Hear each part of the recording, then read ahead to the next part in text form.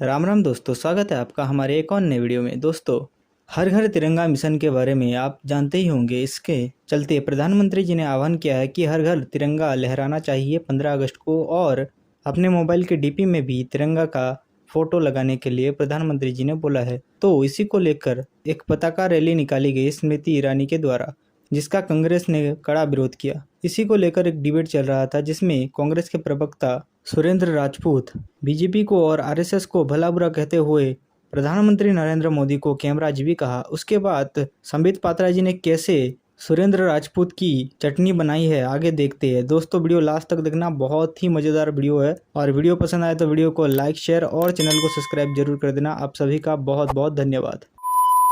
राजपूत, आप तिरंगे को लेकर भी पॉलिटिक्स करते हैं, यानी तिरंगे में भी आप कहते हैं ये मेरा तिरंगा है, ये उनका तिरंगा है। क्या आपको लगता नहीं है तिरंगे में तो आप दोनों पॉलिटिकल पार्टीज एक साथ आ ही सकती हैं? वो तो देश का तिरंगा है, उसका तो कांग्रेस और बीजेपी से कोई लेना देना ही नहीं है। अमीश भाई, कहते हैं ना कि एक बड़ा पुरानी सी कहावत है, अगर उसमें मैं क्या नाम धोबी का लूंगा तो जाति सूचक नाम हो जाएगा। इसलिए कह रहा हूं, नया नया वॉशरमैन और कतरी में साबुन। ये लोग तिरंगा आज फहराने का आह्वान कर रहे हैं। अपने लोगों को कहते हैं ना कि मुंह में छुपी हो मीठी बातें, रग रग में अय्यारी हो, और उसकी दवा कहां से लाऊं जिसको ये बीमारी हो। वाह वाह वाह वाह वाह वाह। पूरी जिंदगी जिन लोगों ने तिरंगे का विरोध किया, हमारे 3 लोग नागपुर में तिरंगा फहराने गए, उनके खिलाफ मुकदमा कर दिया। हम तिरंगे को अशुभ कहा गया। उन लोगों को आज तिरंगे के पीछे छुपने की मजबूरी फंस रही है। लेकिन ठीक है, आज हम आपसे बताते, हम तो तिरंगा 365 दिन फहराते हैं। नवीन जिंदल ने सुप्रीम कोर्ट में, जो कांग्रेस के सांसद थे, बिल्कुल बिल्कुल, नवीन जिंदल ने सुप्रीम कोर्ट से केस जीता था कि हर घर तिरंगा होगा। वही मेरा सवाल वही है कि अगर आप भी अपना योगदान करते तो इससे बेहतर ही हो जाता, खराब तो नहीं होता। नहीं। बाइक रैली, बाइक तिरंगा बाइक रैली तो देश के लिए थी, उसमें तो बीजेपी का कोई मतलब ही नहीं था। तिरंगा तो देश का। अमीश देव आप पूरी जिम्मेवारी से, पूरी आपको इज्जत, हाँ पूरी इज्जत बख्शते हुए आपको कह रहा हूं कि हम 365 दिन तिरंगा फहराते हैं। 2002 में नवीन जिंदल जी ने केस जीता था सुप्रीम कोर्ट में तो कि अब हर घर तिरंगा लगेगा। जी, आज बिल्कुल, आज भी फहरा रहे हैं ऑलरेडी, लेकिन हमें रैली में जाने की आवश्यकता नहीं है, और उन अय्यारों की रैली में जाने की आवश्यकता नहीं है जिनके मुंह में मीठी बातें हो और रग रग में अय्यारी हो। उसकी दवा कहां से लाऊं जिसको ये बीमारी हो। ओके, ठीक, क्या बात है, ठीक है संबित पात्रा।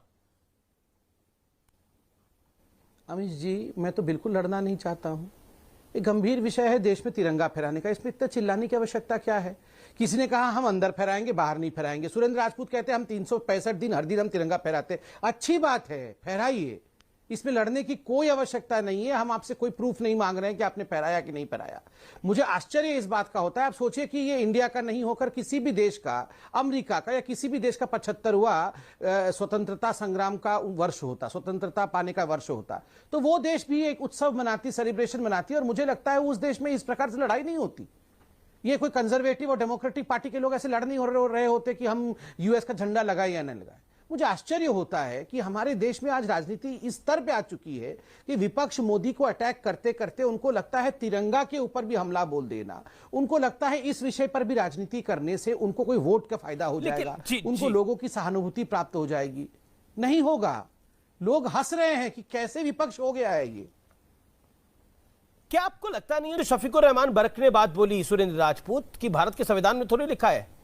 क्या आपको लगता नहीं है ये बात जायज नहीं है?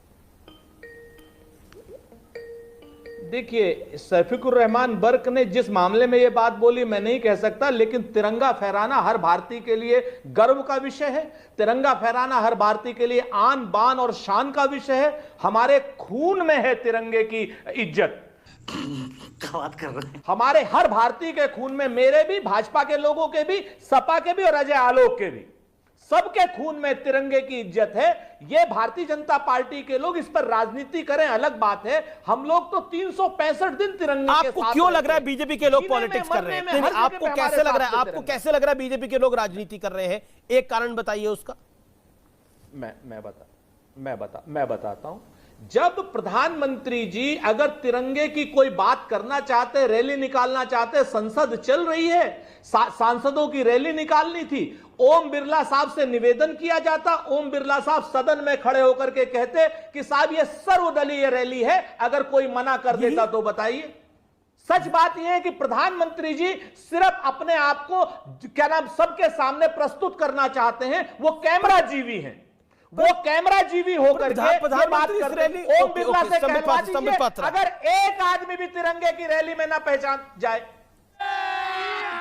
अभी मजा आएगा ना भिड़ो। चलिए मैं जवाब बताइए आप। ठीक है, जवाब सुन लेते हैं। संसद की गरिमा का अपमान करते हैं।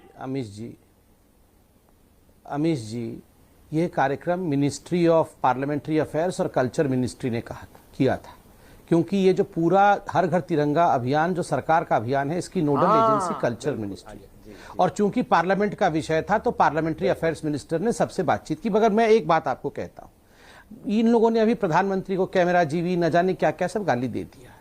प्रधानमंत्री हैं तो पॉलिटिकल व्यक्ति हैं, आप सोचिए इन्होंने तो आर्मी के चीफ को सड़क का गुंडा तक कह दिया।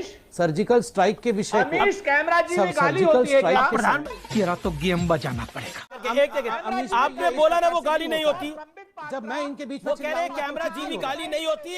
एक सेकंड, सुरेंद्र राजपूत शांत। Sambit Patra, make your point. देखिए अमीश भाई इनको जो कहना है कहने दीजिए। प्रधानमंत्री के विषय में कहना तो अलग विषय है। ये तो सड़क का गुंडा, आर्मी के चीफ को बोल रहे थे ये सड़क का गुंडा है। ये आर्मी ने क्या सर्जिकल स्ट्राइक किया है? आर्मी झूठ बोल रही है। इन्होंने तो कौवे मारे हैं, पेड़ गिराए हैं। इन्होंने क्या पाकिस्तान, इतनी इंडिया की आर्मी की तो शक्ति नहीं है कि ये किसी को मार सके, तो पेड़ गिरा के आए थे। ये वो कांग्रेस पार्टी है। आपको क्या लगता था बचपन में सोनिया गांधी अपने घर में तिरंगा लहराती थी? ये जो इतना बन रहे हैं हिंदुस्तान के हम, सोनिया गांधी ने आजादी दिलाया। दिखाइए मुझे एक तस्वीर जब सोनिया गांधी बचपन में अपने घर के ऊपर कोई तिरंगा लहरा रहा था, या सोनिया गांधी की माता पिता कोई तिरंगा लहरा रही थी। यहां पर आके 30 मार खान बन रहे हैं। 30 मार खान हमको अंग्रेज बोल रहे हैं। कौन सा झंडा फहराती थी सोनिया गांधी बचपन में? हमें अंग्रेज बोलने की हिम्मत रखते? मुझे दिखाइए एक आप फोटो दिखाइए जिसमें सोनिया गांधी सुरेंद्र राजपूत में अपने माता पिता सुरेंद्र राजपूत बोलिए। सुरेंद्र जी, संबित शांत था आप। सुरेंद्र दो बातें बड़ी स्पष्ट हैं।